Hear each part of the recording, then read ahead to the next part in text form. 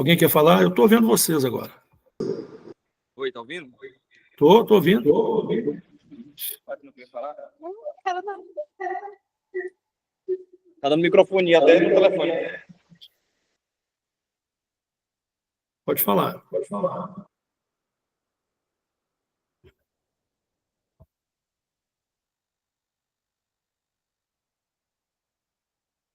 Eu vou desligar o meu telefone aqui, meu microfone, que aí dá menos microfonia. Não, na verdade, ela falou que, mas ela não ia falar, não.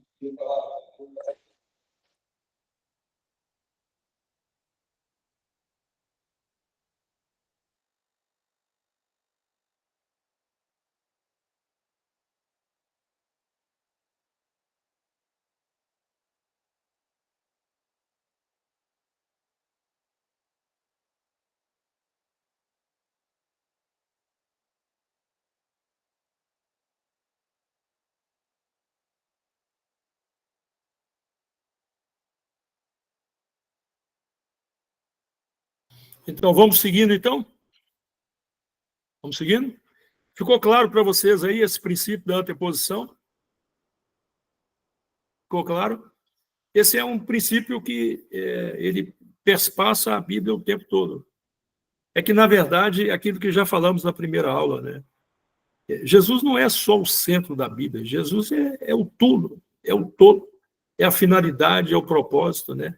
É tudo dele, por ele e para ele, né? Tudo na Bíblia é de tal maneira que vai apontando para Cristo, né? Bom, deixa eu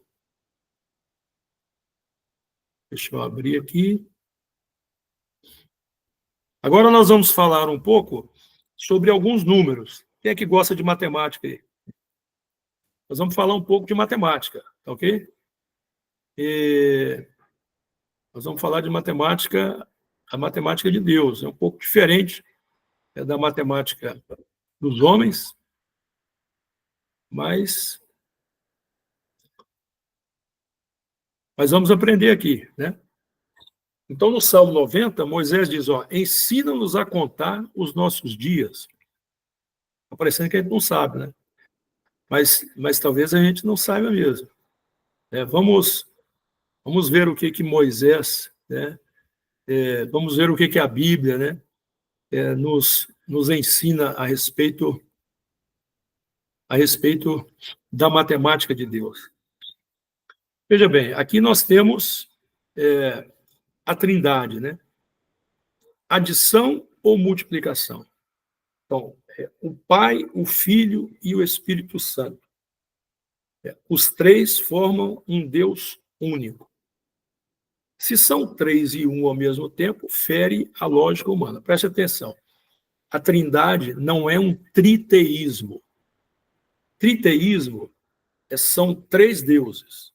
Se são três deuses, aí é politeísmo. Mas nós somos monoteístas. Nós acreditamos que há um só Deus. Só que a Bíblia diz que existe o Pai, o Filho e o Espírito Santo. Existe um conjunto da divindade. Por exemplo, quando Jesus falou assim, olha, batizando-nos em nome do Pai, do Filho e do Espírito Santo. A bênção apostólica também é Pai, Filho e Espírito Santo. Ele estabeleceu um conjunto. Então, naquele conjunto, por exemplo, Maria não faz parte. Se eu falar para você assim, maçã, pera, melancia e martelo, tem uma coisa que está fora aí, não tem? Tem uma coisa que está errada aí? Tem uma coisa que está sobrando aí, que não faz parte desse conjunto? Tem o martelo, né? Então, o martelo não faz parte desse conjunto. O conjunto é de frutas, né? Então, o martelo está fora. Então, se eu falar com você, Pai, Filho e Espírito Santo, e Maria, e José, e Pedro, e João, está errado, porque o conjunto ele está fechado. É Pai, Filho e Espírito Santo. Não entra mais nada. Mas se são três e um ao mesmo tempo, porque são três, Pai, Filho e Espírito Santo. Eles são três. Você lembra lá no batismo, né? No batismo estavam os três presentes, na mesma cena, né? O Pai, o Filho e o Espírito Santo descendo sobre o Filho. Então, são três, mas é um só Deus. na nossa lógica humana, na nossa racionalidade, nós temos dificuldade, né? Esse princípio é o princípio da alteridade. Então, é a capacidade de reconhecer o outro. Até na nossa relação com Deus, né, a alteridade significa que eu reconheço as competências, capacitação do outro, né? Na nossa relação humana também, né, a alteridade é uma coisa que tem que estar presente em nós, né? Até como cristão. Né? Quando a gente conversa, por exemplo, com uma pessoa que não é cristã, a questão da alteridade ela tem que estar presente. Nós temos que respeitar o outro, né? Mesmo que o outro não seja evangélico, né? Nós temos que entender que ele tem competências, né? Ele tem a sua forma de ver o mundo, a sua forma de adorar, ele tem o seu Deus, ele tem a sua compreensão. Não significa que eu vou aderir àquilo, mas eu tenho que entender, ele é uma pessoa, ele é outro, alteridade, alter quer dizer outro, né? Então, alteridade significa eu reconheço o outro, né? O outro como pessoa, como entidade, né? Então, quando você se relaciona com Deus, você está reconhecendo que ele é outro, né? E a unidade na Trindade, né, é formada por 3 indivíduos. Mas aí a cabeça da gente fica complicada, né? Veja bem, a igreja é o corpo de Cristo e, mesmo assim, ela não perde as individualidades. Uma das formas de entender um exemplo, né, sobre a Trindade, né, que é um Deus plural, né, um Deus em 3 pessoas, né, é entender a humanidade. Né? A humanidade é uma só. Não existe raças diferentes. As pessoas falam assim, tem raça negra, raça asiática, raça branca. Não existe isso, só existe raça humana. A cor da pele não é raça. Né? Então, a raça humana é uma só. A raça humana. Né? A humanidade é uma só. Mas são bilhões de pessoas. São bilhões de pessoas que compõem a humanidade. Assim como a igreja. A igreja são várias pessoas, mas é só um corpo. Então, eu e você fazemos parte do mesmo corpo. Eu estou aqui em Minas, você está aí no Pará, mas nós somos um só corpo. Então, Deus é único, mas é plural, em 3 pessoas. A divindade, né, ela é formada por 3 pessoas. São 3 pessoas divinas, não são 3 deuses. É um só Deus que é formado por essa triunidade. Né? Essa triunidade, 3 pessoas, eles têm o mesmo objetivo, harmonia, amor, comunhão eterna, eles têm os mesmos atributos de onipotência, onisciência, enfim, de todos, né? Igualmente. Não há distinção, um não é maior do que o outro, eles exercem funções diferentes na divindade, mas eles têm a mesma capacitação, a mesma eternidade, enfim, tudo aquilo que é próprio da divindade. O relacionamento. Como és tu, ó Pai, em mim, e eu em ti, também sejam eles em nós. Então,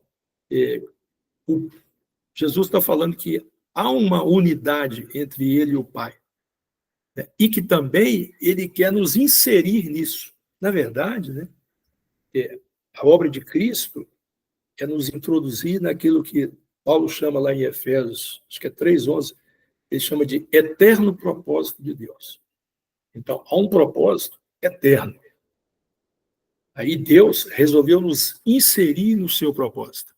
É como se fosse o eterno propósito, é uma linha fora do nosso tempo.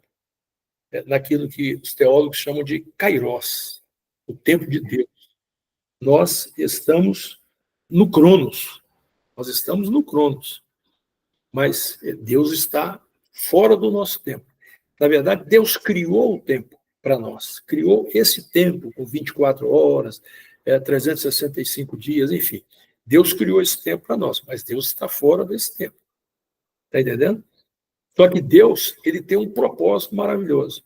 Então, ele resolveu nos inserir nesse eterno propósito. É para isso que Jesus veio. Na verdade, é assim, lá na eternidade, teve um chá das 5. Aí eles estavam assentados numa grande mesa redonda, o Pai, o Filho e o Espírito Santo. Aí eles criaram os anjos para servir. Aí os anjos vieram trazer o chá.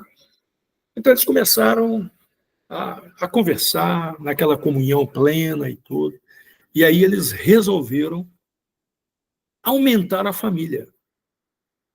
Então a primeira coisa que eles fizeram foi criar um protótipo de alguém que fosse semelhante a eles. Por que semelhante a eles? Né? Para que pudesse ter relacionamento. Eu casei com a Beatriz, né, porque ela é humana. Eu já tive cachorrinho, hoje eu não tenho mais. Eu posso ter cachorro, passarinho, sei lá, gato, né, qualquer animal, né? Eu posso treiná-lo, sabe? A responder, parece até que ele está me entendendo. Mas eu não tenho como dividir meus sonhos com o meu cachorrinho, com o meu gatinho. Eu não tenho como conversar com ele, sabe, sobre projetos.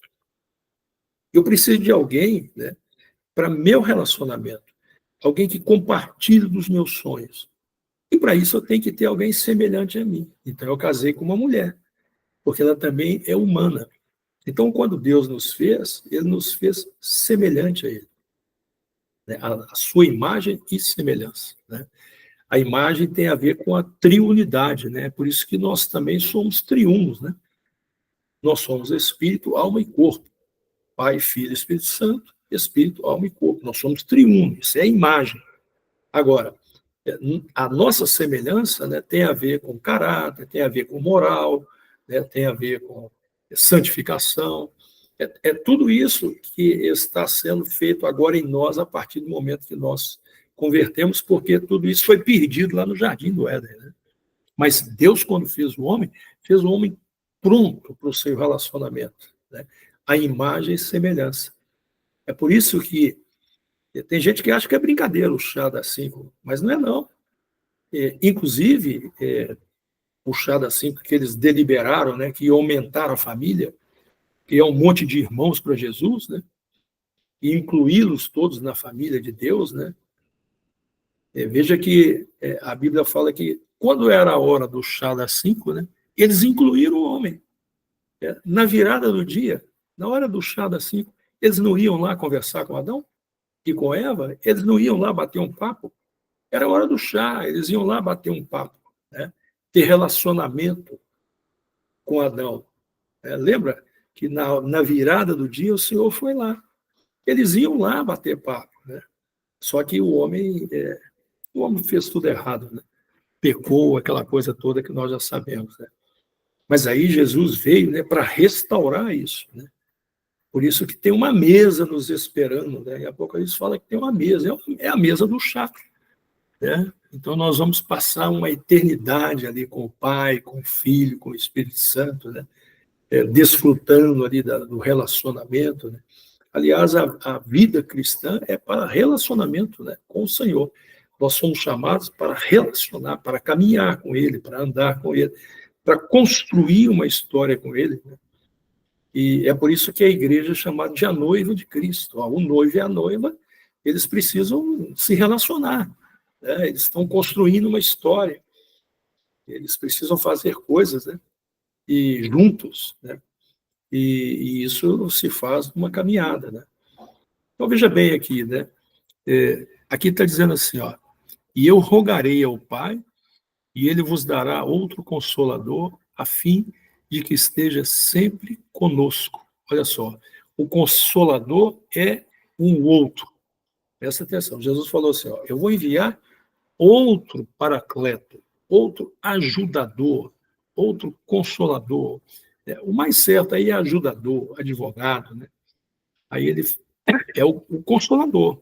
Né? Ele é o outro, é o Espírito Santo, né? Que estará sempre conosco. Né? Então, Jesus está enviando outro. Então, o Espírito Santo é outro. Não é Jesus, é outro. Ele está enviando. Quem envia alguém. Depois nós temos aqui perguntamos, quem é ele? João 14,16, vós o conheceis. Né? Então, na Bíblia, adições, né, fala a respeito de colocar junto. Então, nós vamos conhecê-lo porque estamos juntos. Então, adicionar, né, é colocar junto. Não é simplesmente 1 mais 1 vira 2. É 1 mais 1. É 1 mais 1. Não vira nada. É 1 mais 1. É eu e o outro. É junto. Depois fala assim, porque ele habita convosco e... Por quê? Porque ele habita convosco e estará em vós. Então, aí fala de multiplicações, né? Unidos mediante a interação e união. Ele estará conosco, estará com todos nós. Né?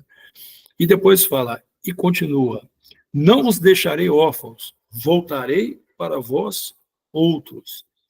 Olha só, ele está dizendo que o Espírito Santo é outro. Então, existe uma heresia, né, chamada unicismo, que diz que o Pai, o Filho e o Espírito Santo é a mesma coisa, é uma pessoa só, é que tudo é Jesus. Não é verdade.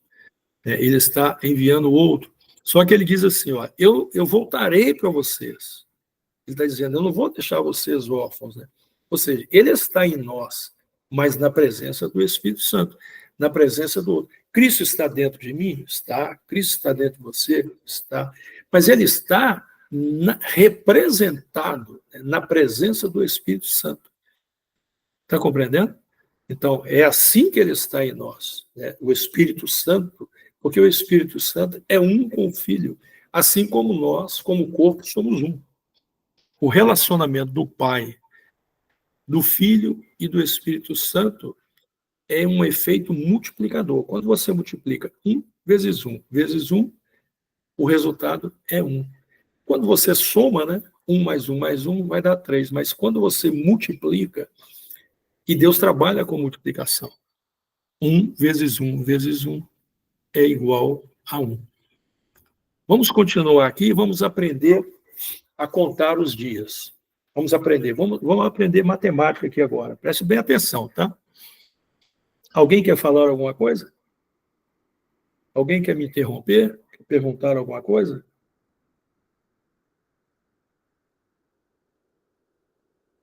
Posso continuar? Posso seguir? Então vamos lá. Quantos anos... Opa, Tem um garoto. Pode falar. Irmão, Pois não. Eu estava perguntando ali para o nosso apóstolo ali. O senhor falou de três trindades, de Deus, Jesus e o Espírito Santo, né? E eu estava procurando para ele, quem foi que criou Deus? O Pai, o Filho e o Espírito Santo, né? Isso. E quem foi que criou Deus? Deus é eterno. Deus é eterno. Deus é incriado. Ele é o criador de todas as coisas. Você sabe que tem uma coisa interessante. Opa! Deu algum problema aí?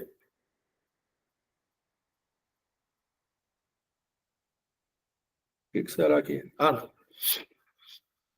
Tem uma coisa interessante, é que todas as vezes, em outras culturas, outras civilizações, que alguém falava sobre o Deus Criador, as pessoas se assustavam. Não existe Deus Criador em outras religiões. O Deus Criador é o Deus de Abraão. É o Deus monoteísta, né? Deu origem ao islamismo, ao cristianismo e ao judaísmo. Né? Você lembra daquela passagem quando Paulo fala assim, lá em Atenas, né, ele entra no Areópago e ele começa a pregar e ele fala assim, que sobre o altar ao Deus desconhecido, vocês lembram? Lembra daquela passagem? Que ele fala, tá, esse Deus desconhecido é esse Deus que eu quero falar para vocês. Tem uma história no paganismo grego, né, que teve uma pandemia em Atenas na verdade, uma endemia, foi só em Atenas, e tinha muita gente morrendo, e eles sacrificando aos deuses, e as coisas não iam. E alguém falou assim, olha, tem um oráculo, tem um profeta, numa cidade aqui perto, que ele conhece um Deus muito poderoso. Aí eles foram lá e falaram, olha, o pessoal está morrendo e tudo, e nós já sacrificamos a Zeus, a tudo quanto é Deus, e nada. Aí soubemos que você conhece um Deus, ele falou assim, olha, eu sei de um Deus, porque já aconteceu um problema aqui, na época passou aqui um sacerdote, um profeta, e ele fez um sacrifício a esse Deus, e ele respondeu. Ele falou, mas que Deus é esse? Ele falou assim, é um Deus criador, mas eu não sei, o sacerdote fez o sacrifício e ele foi embora. Aí eles falaram, faz um sacrifício para esse Deus. Aí ele falou, eu vou fazer. Aí ele pegou e fez o sacrifício por Atenas ao Deus daquele sacerdote, daquele profeta. E a endemia, né, ela parou, as pessoas, né, pararam de morrer, o milagre aconteceu. Como eles não sabiam que Deus era aquele, o nome, né, eles só sabiam que era um Deus criador, era um Deus diferente, né, porque eles não conheciam um Deus criador. Aí eles fizeram um altar ao Deus desconhecido. E é muito interessante isso. Quando tem um livro sobre missões que chama Fator Melquisedeque. E esse livro ele fala sobre isso. Existe uma chave em todas as culturas, né, que você consegue entrar com a palavra. Mas essa é uma coisa interessante, né? Quando você chega em povos, tribos não alcançadas, povos, tem muitos povos não alcançados, inclusive no Brasil ainda. Quando você fala do Deus Criador, você causa um abalo. Causa um abalo. Porque eles não têm relacionamento, mas de alguma forma eles sabem da existência desse Deus Criador. Só que para eles é um Deus desconhecido. Nós o conhecemos porque nós temos relacionamento com ele. Mas tá bom. Mas alguém quer fazer mais alguma pergunta? Pois não?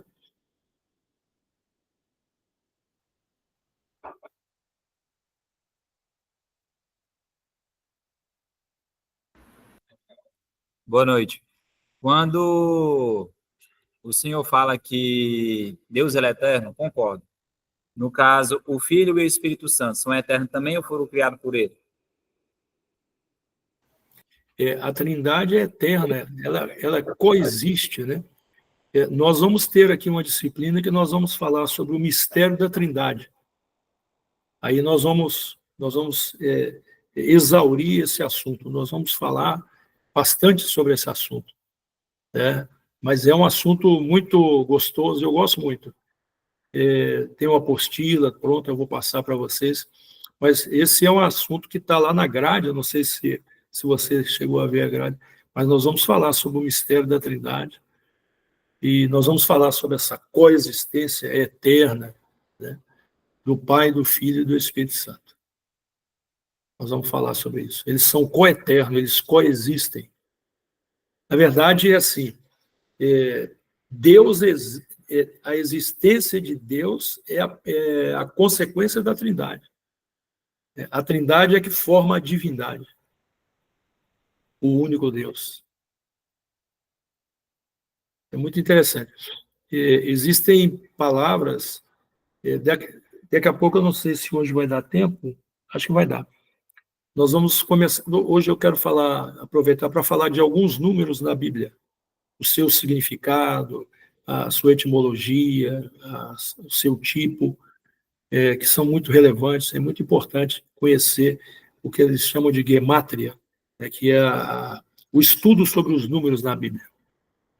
Então, eu separei alguns números importantes para a gente estudar, mas você vai ver que, por exemplo, a palavra Elohim, todas as vezes que a palavra Elohim aparece, você está falando de Deus no plural. Quando diz assim, façamos o homem a nossa imagem conforme a nossa semelhança. Conforme a nossa imagem, conforme a nossa semelhança. E ali é Elohim. é Deus no plural. Aquela palavra ela só pode ser empregada no plural. Só que não são deuses, mas é Deus no plural. Mas depois nós vamos estudar sobre a Trindade. A Trindade é um assunto muito importante, faz parte dos fundamentos da nossa fé.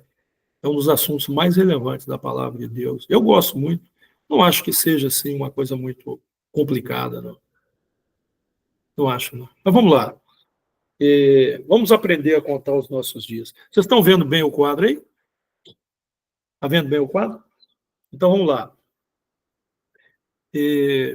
Quantos anos se passaram desde o Êxodo até o início da construção do templo por Salomão? Então vamos lá. Eu acho que não precisa ler os textos. Se vocês quiserem, eu posso ler. A gente pode ir pegando na Bíblia e ler, mas está aí as passagens. Né? No deserto, Atos 3:18, eles ficaram 40 anos. Amém? 40 anos? Depois, sob os juízes, Atos 13:20, 450 anos. Depois, sob o reinado de Saul, 40 anos. Saul reinou 40 anos. Depois, 2 Samuel 5:4, Davi, 40 anos. E depois, 1 Reis 6:1, diz que no início do quarto ano, lá fala o segundo mês do quarto ano, ou seja, tinha 3 anos, né? Tinha 3 anos que Salomão reinava. Então, nós temos 573 anos. É o que dá aí, 40 com 450, 490, com mais 40, 530, com mais 40, 570, com mais 3, 573 anos. Fechou aí 573 anos? Fechou? Então vamos seguir. Vamos seguir. Guarda bem esse número, hein? Opa, espera aí. Olha só o que está escrito em 1 Reis, capítulo 6, verso 1. No ano de 480, depois de saírem os filhos de Israel do Egito, Salomão, no ano 4º do seu reinado sobre Israel, no mês de Zive, este é o mês segundo, ou seja, ele tinha 3 anos de reinado, estava começando o segundo mês, né, do 4º ano. Mas é como um prefeito, né, que é eleito para 4 anos, no 3º ano ele está, quando ele começa o 4º ano, não terminou ainda, então 3 anos, né? Começou a edificar a casa do Senhor. Então, veja bem, vou voltar aqui.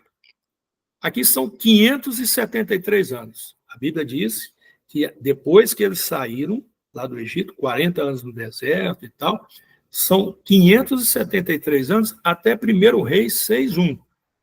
Em 1 6:1, diz que no ano de 480, depois de saírem os filhos de Israel do Egito. Então, se eram 573 e aqui está falando que são 480, está dando uma diferença aí de 93 anos, não está?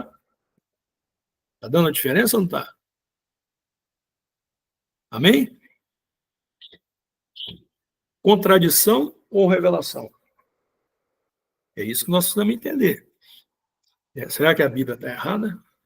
Será que a Bíblia se enganou? Vamos lá. Vamos pegar os números que são inquestionáveis na Bíblia. Esses números, esses aqui não tem jeito. No deserto, 40 anos. Reinado de Saul, 40 anos, 80. Reinado de Davi, 40 anos, 120. Início de Salomão, 3 anos, 123, ok? Então, 573 anos menos 480, 93. Nós já tínhamos visto ali, né? Então, vou voltar. 573 menos 123, que são esses aqui, ó. São esses aqui. Então, nós temos 450. Então, veja bem, se nós temos 93, nós não podemos mexer, nós precisamos entender, em 450 anos, o que está errado. Porque se são 573 e a Bíblia está falando que são 480, nós só podemos mexer nos 450. Porque nesses 123 nós não podemos mexer. Tá ok?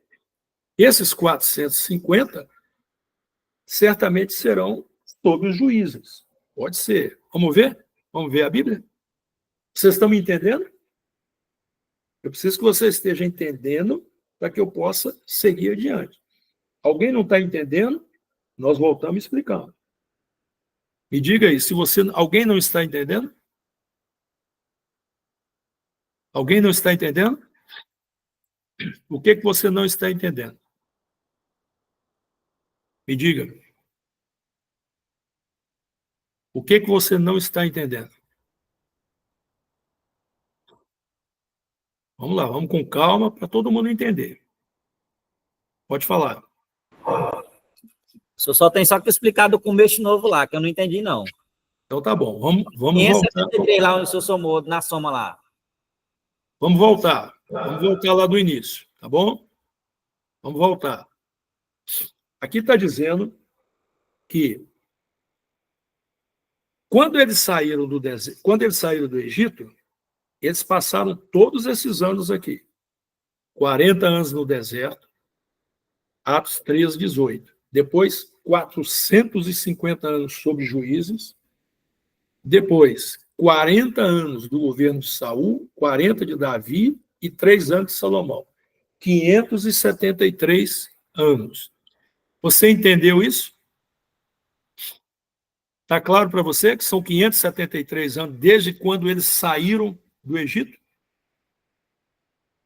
Ficou claro para você ou não? Está claro? Então, a Bíblia diz, esses são os textos da Bíblia. Atos 13, 18, 13, 20, 13, 21, 2 Samuel 5, 4, 1 Reis 6, 1. 573 anos. Preste atenção. Agora nós vamos seguir. Aqui diz, preste atenção, aqui diz que em 1 Reis 6:1, que no ano de 480, depois de sair os filhos de Israel do Egito, está tendo uma contradição aqui. Por quê?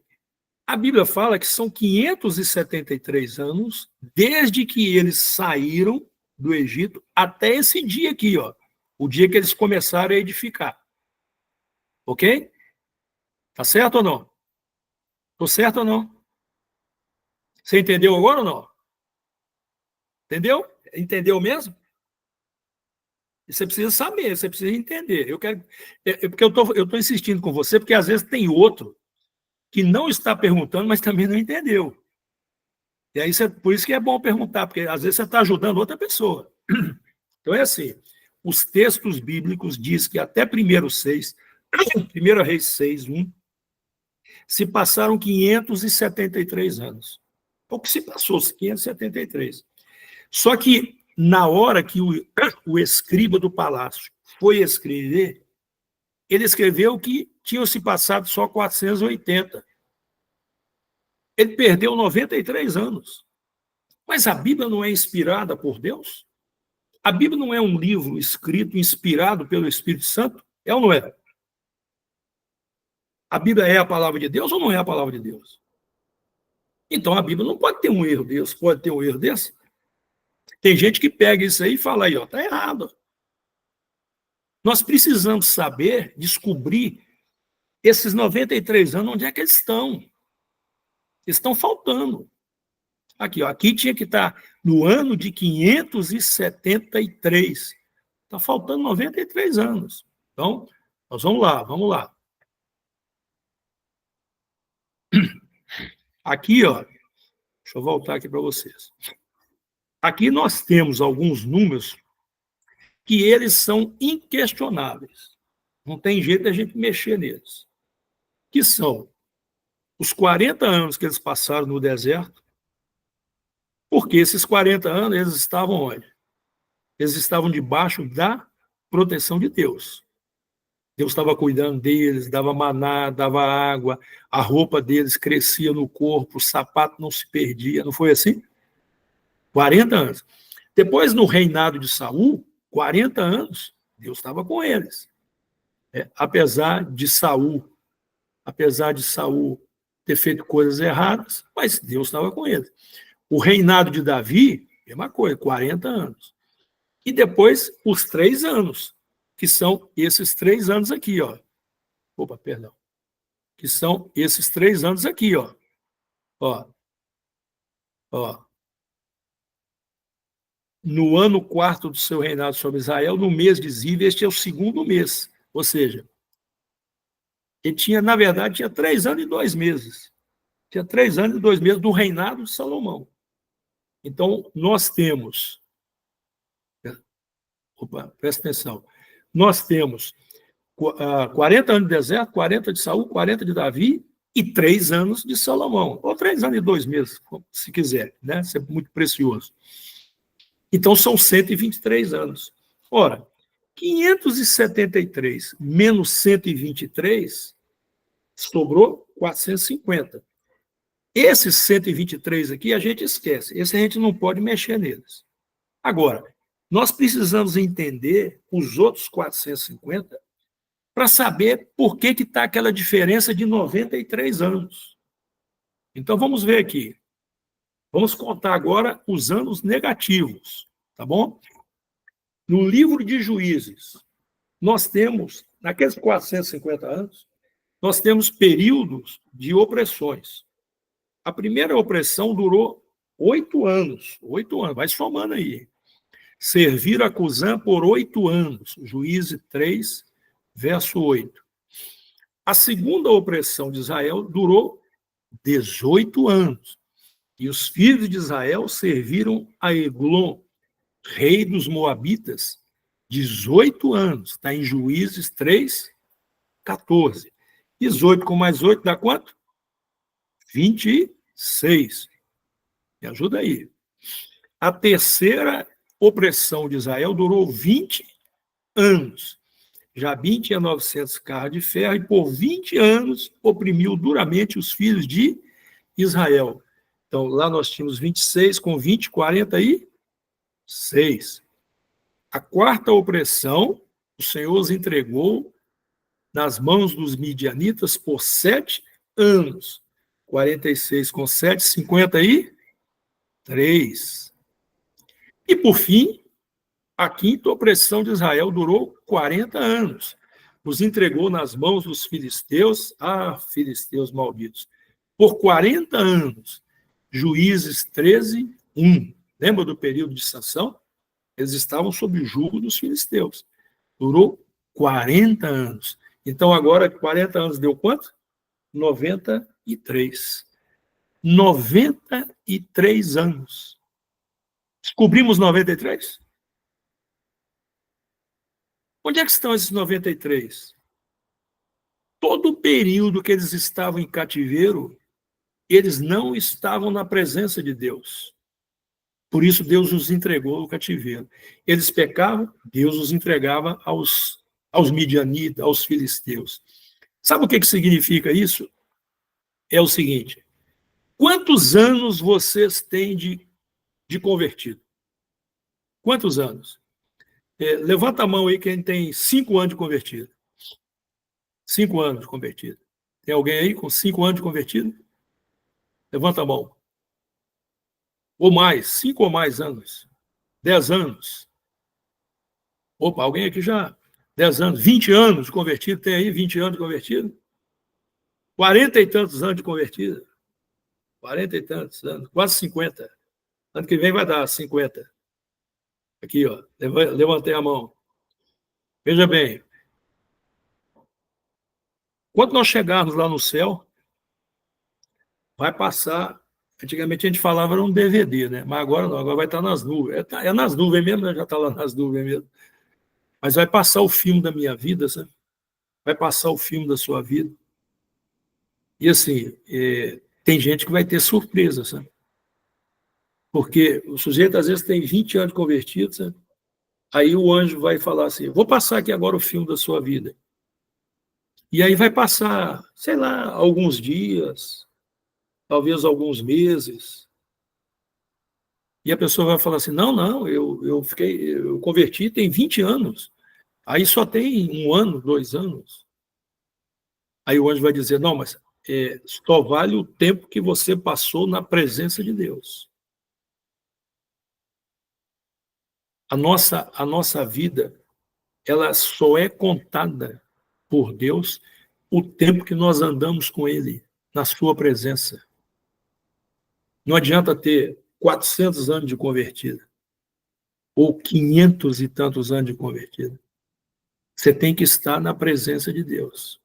Só vale o tempo que nós fomos obedientes ao Senhor, que andamos na sua presença. Você tá compreendendo? Então, não há erro, não há contradição. É que, na verdade, eles tinham apenas 480 anos na presença de Deus. É por isso que é a diferença. Essa é a matemática. É por isso que fala, ensina-nos a contar os nossos dias. Então, é uma coisa assim, por isso que na Santa Ceia, né, Paulo fala assim, olha, examine, pois, a si mesmo. Então, essa é uma reflexão que nós temos que fazer, não apenas na ceia, mas sempre. De noite, né? É bom fazer antes de dormir, né? Eu passei o dia na presença do Senhor.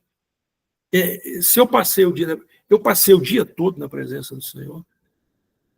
Eu tive um irmão que era uma ovelha, né? E um dia ele falou comigo sobre problemas lá na empresa dele, da maneira como ele fazia. Eu falei, não, irmão, mas você não pode fazer isso, não, irmão. Isso não é coisa de cristão fazer, não. Ele falou, não, mas eu separo as coisas, pastor. Uma coisa é a da empresa, a questão da igreja é diferente, minha vida com o Senhor. Eu falei, mas você não tem como separar isso, irmão. Tudo que te pertence ao Senhor, a sua vida inteira. 24 horas por dia. Não é só o tempo que você está lá no teatro da religião, não. Não é só o tempo que você está lá dando glória a Deus misturado com aleluia, não. É o dia todo, é na hora que você está no trânsito, é no relacionamento com o seu empregado, com o seu cliente. Eu falei, claro, é assim que funciona. Israel aprendeu a duras penas, né? Todas as vezes que Israel pecava, Deus o entregava no cativeiro. Quando nós estamos no cativeiro, irmão, esse tempo não conta. Quando nós nos entregamos na mão do capeta, isso acontece muito. A gente se deixa dominar pelo inimigo, né? A gente faz bobagem, a gente ira, às vezes fala até palavrão, fala o que não deve, age de uma maneira incorreta, né? Briga, se expõe, né? Faz coisas erradas, xinga o outro, briga, discute no trânsito, né? Isso não entra lá no DVD da sua vida.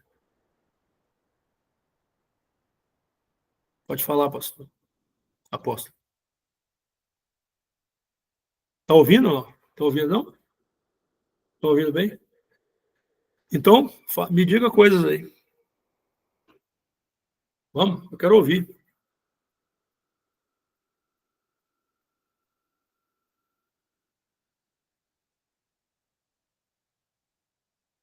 Olha lá. No deserto, 40 anos, sob juízo, 450. O cativeiro sob Cusã, menos 8. Eglon, menos 18. Sob Jabim, menos 20. Sobre os midianitas, menos 7, sobre os cativeiros, sobre os filisteus, menos 40, Saul, mais 40, Davi, mais 40, Salomão, mais 3, total, 480. A Bíblia estava certa. A Bíblia tinha razão. A Bíblia tinha razão. Entendeu? Entendeu agora, irmão? Ninguém fala, vocês estão mudos. Eu estou querendo ouvir a voz dos irmãos. Já estou feliz em ver a face, mas eu vou ficar mais feliz. Isso. Me digam alguma coisa aí. Oi? Como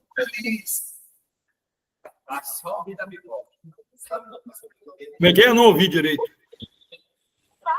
Tá só ouvindo a pipoca. É. Todo mundo feliz, pastor. pela segunda aula, o conhecimento que está se obtendo tem sido realmente, que bom. Vamos falar assim, já imaginava, mas agora estamos vendo na prática, né? Então, essas coisas, elas servem como exemplo para nós, né? O apóstolo Paulo, ele escreveu que tudo que foi escrito para nós, como um exemplo para nós. Eles estavam escrevendo coisas que eles nem sabiam por que estavam escrevendo. Está compreendendo? Mas porque eles estavam escrevendo para nós. Então, isso tudo serve como exemplo para nós. Quando a gente vê essa subtração do tempo do cativeiro, né? E Deus fez na Bíblia. Deus apontou na Bíblia. Deus está falando, olha, aquilo não conta. Vocês estavam servindo os filisteus, os midianitas, aquilo não conta. O que vale é quando você está na minha presença. Né? Existe lá em Gênesis, né, uma definição sobre Noé, uma coisa assim que me impressiona muito. A primeira vez que eu vi aquele texto, eu fiquei muito impressionado, aquele me marcou muito. A Bíblia conta a história de Noé. Veja bem, o homem que viveu o tempo que Noé viveu. Né? A Bíblia fala assim,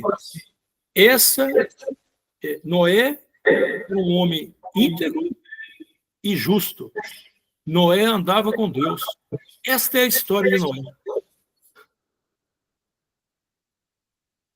Já pensou? Deus escreveu a biografia de Noé. Um versículo.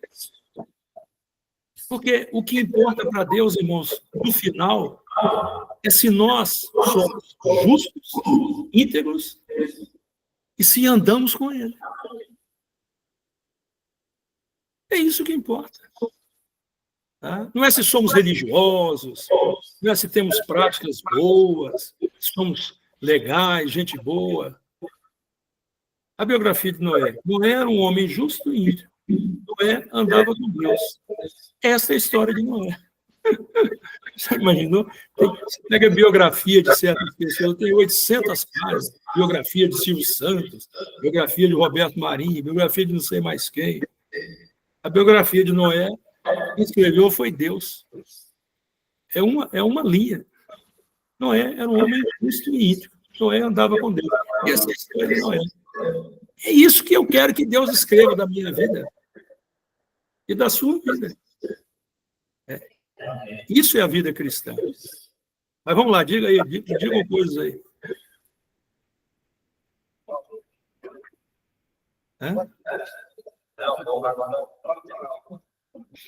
Vamos continuar? Sim. Então, peraí, deixa eu só dar uma pausa aqui na gravação. Vou gravar de novo.